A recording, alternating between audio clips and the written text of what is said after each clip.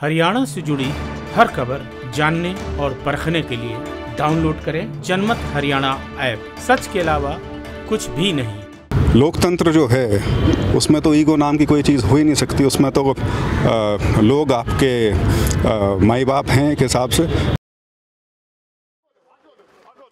जनता को माँ बाप कहने वाले ब्रजेंद्र सिंह ये हिसार लोकसभा सीट से बीजेपी के उम्मीदवार हैं।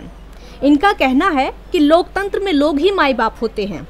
यानी साफ है कि राजनीति में आए हुए एक सप्ताह नहीं हुआ कि इन पर भी चढ़ने लगा राजनीतिक रंग।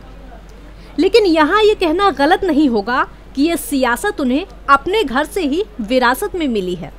ब्रजेंद्र सिंह से जब उनके पहले चुनाव और हिसार में प्रतिद्वंदियों की चुनौतियों के बारे में पूछा गया तो उन्होंने मोदी लहर का हवाला कैसे दिया, जरा आप भी सुनिए।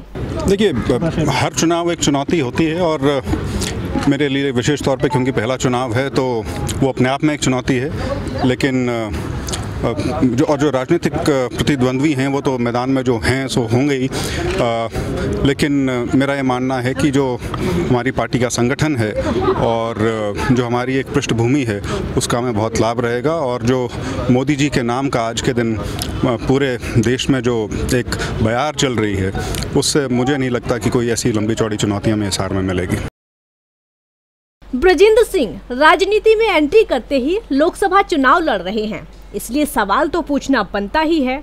राजनीति में आने की वजह उन्होंने अपनी दिलचस्पी और समय को बताया। यदि मैं ये कहूँ कि मेरी दिलचस्पी तो पहले दिन से थी तो गलत नहीं होगा, लेकिन एक अपनी पहचान बनाने की दिल में एक थी तो उसी कड़ी में मैंने प्रशासनिक सेवा के लिए पढ़ाई की थी और उसमें मैं रहा और 21 साल तक अपनी सेवा वहाँ दी। तो राजनीति में आने का सिर्फ एक समय का सवाल था, लेकिन आने के बारे में मुझे कभी शक नहीं था। राजनीति में आने की इच्छा हमेशा से हो या पारिवारिक विरासत को संभालने की जिम्मेदारी, वो उनका निजी फैसला है।